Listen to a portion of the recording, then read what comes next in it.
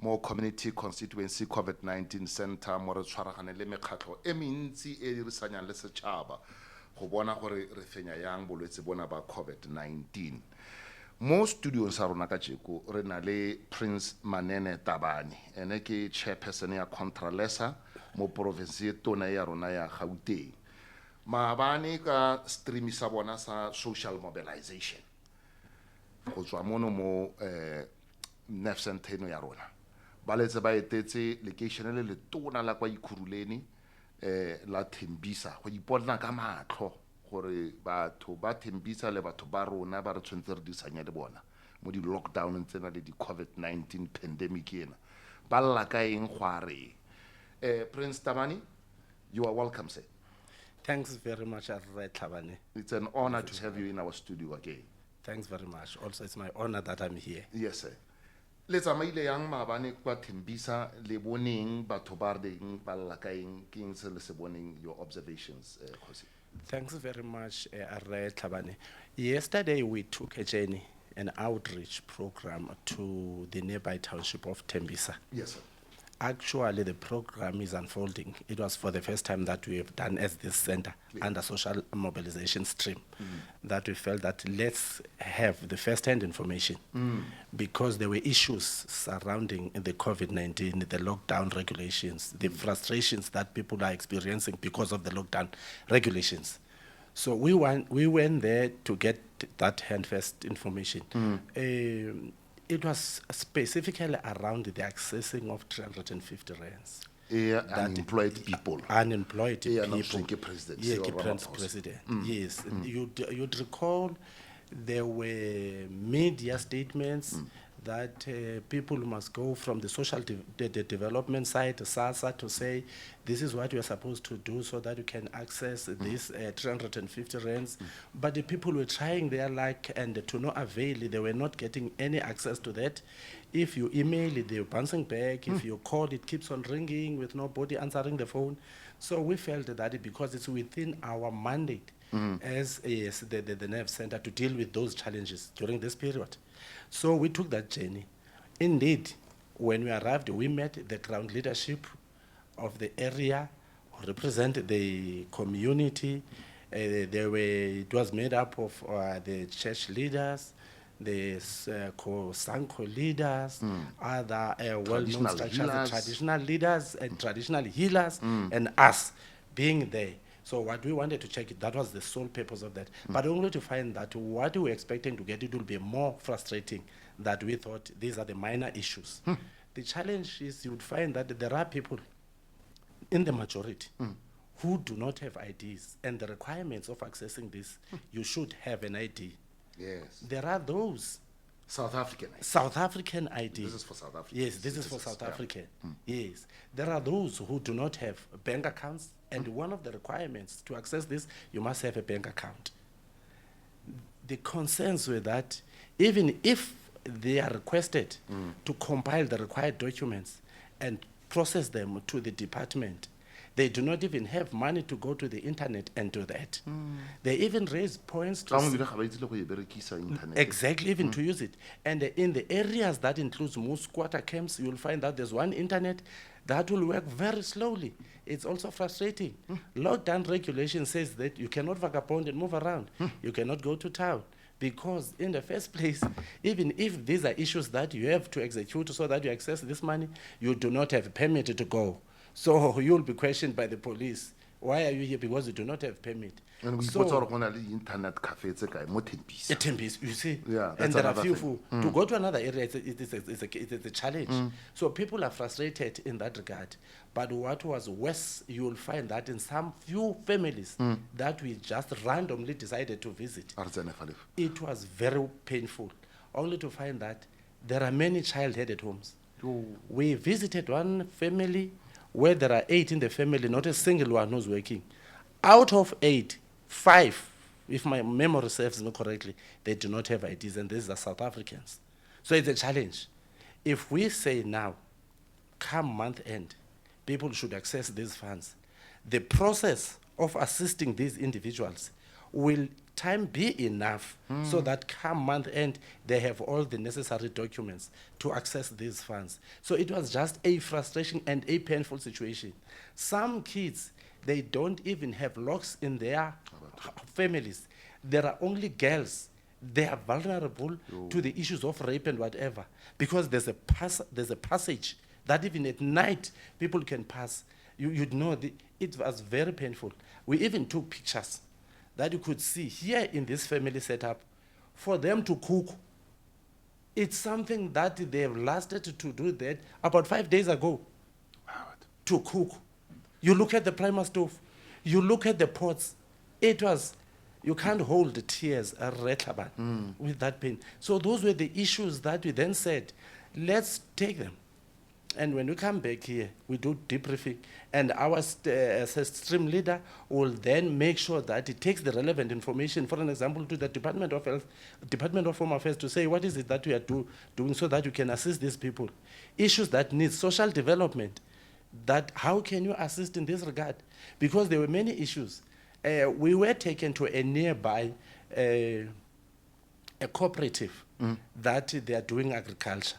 Those people are frustrated because they don't access water. They are crying for a borehole. It has been there for some time. I'm a witness to that because I'm residing in the nearby area, and the people are relying to that co-op because they are planting all the veg. They are selling cooks and eggs, the eggs, yes. But then, for now, because there's lockdown, they don't even have permit to do that, to go up and down. They don't have water. So there were many issues that came up when we took that journey. Yes. Serious stuff. I go mpolella now family tse dingwe tse ne di dietela le yona e o ne o bua ka yona gore di prama stove go di joeng di food parcels tse di ntshiwang ke government le tse di tlhagang from this solidarity fund le ba bangwe ba ntse re kwa go tebantsha di food parcels. Barring, do they reach these families, these food parcels? I think they will do reach the family when that province has been listed to say it deserves to get these food parcels from the Solidarity Fund. Remember, for now, the priority provinces are only 4. It's KZN, it's Eastern Cape, Limpopo, and Mpumalanga. The 5 remaining provinces, we're still waiting up until the first 4 provinces are covered, then it will come. But in the meantime, there are those food parcels that they come from the social development in the province. But what we have picked up, that it's not much has been done for the food soldiers from the social development to identify these challenges, because we cannot wait for food parcels of Solidarity Fund that we are still delivering in the province of KZN. The problem, it's so urgent that it needs attention as we speak now. Out of the leaders that we went there, they decided to take from their pockets and save the day of yesterday. We don't know today what are they going to eat, but you can't hold tears to look at that situation. It's not to say they're foreigners. They are South Africans, that they are there. You can't finish that. But the others are saying these problems currently late. The deputy minister na bua phakela gore ke gona ya no ba le mogang gore BEE ga ya benefit batho ba rona. It's only few fat cats ba ba tlhagela mo dipampiri. Ga se dio tse di tiswang ke COVID-19 fela. Ntse re phela le dio tse di ntsenyana batho bana ba le invisible to the larger society sa rona. You know? I'm staying among the people. At one stage, there was a point that we raised as traditional leaders, especially even in the urban settlement, to say, how can it be that the municipality can ensure that each and every house, there's someone who is working, so that he can look after those who are not working? It becomes so painful if you will arrive at a family that not a single one who's working in that area. So these things, they've been there. we have tried to request food parcels to assist people. But I believe in my own view that food parcels alone cannot assist alleviate poverty. Then our government will always say, we've got plans that we want to roll out so that people can work. It is true, indeed, the issue of BE didn't help. Few that have benefited. The majority are worse than even before apartheid, if I may put it in that way, because there are no jobs. And then I don't want to be heard as if I'm being xenophobic. Yesterday, there was a question raised that we know even these food parcels will be given to the foreigners. That question was raised yesterday. But the regisa, these food parcels, yes. Yeah, So people will buy them. They said, we were scared. Even this, food parcels, those are the points. say these things, man. Some they give people who are not needy these food parcels. So Tabane, we have got that problem in our societies. So people will always complain that I've submitted my name, I've submitted my address, but up until now, I haven't seen anyone at my doorstep to say, here are your food parcels. I think government has to do more. We had story yesterday that is social development has dispatched about 580 food soldiers. But you can't dispatch 580 food soldiers when we have a population of more than 50 million. I think government has to do more to recruit more youngsters to assist, especially during this time of the lockdown region of COVID, so people can immediately reach those needy families. Ratabane, yang he le tlogela batho bana le snele bona mathata, and you realize the government has to hit the ground running here. Yes. O ka se postpone it lala. Not at all. Le bara le re, we are going to take your grievances, your challenges, reduce to relevant streams. And then le bara le la re, I hope re tla wela mo lona ka ntle le tla bona ka response ya dilo tse di arabiwa. Le ba fa turnaround time. Ya gore the government has never found through our nervous system ya nerve center. To respond.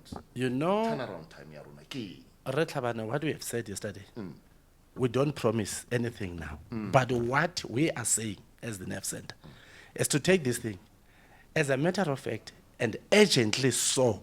We want to see people responding to these challenges, those that people should take responsibility with immediate effect. That's one. Let me give you another example that it was so painful.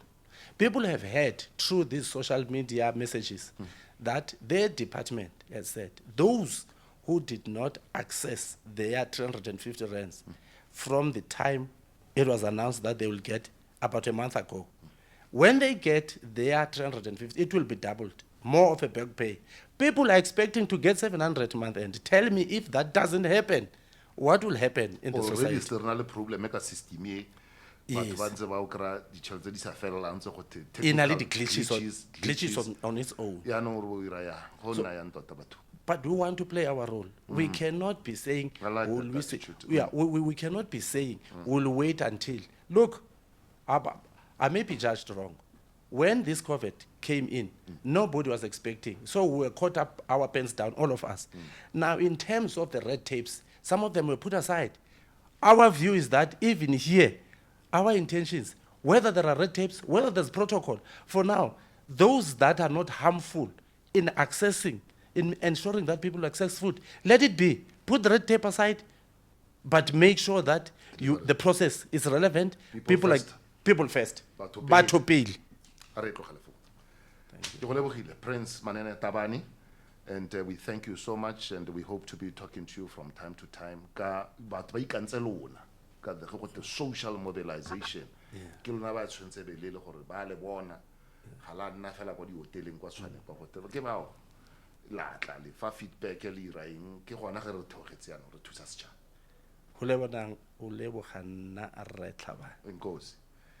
I thank my producer Kenny Mudise, content creator is Fofole Refolo, technical engineer Steve Kosi Ramohama. I'm Lawrence Tabane. This is COVID-19 Front Radio.